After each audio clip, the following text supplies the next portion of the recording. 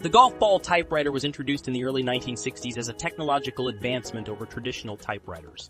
Instead of individual type bars or type elements, it featured a small golf ball SI metal sphere with characters embossed on its surface. The golf ball typically had around 88 characters, including letters, numbers, symbols, and punctuation marks.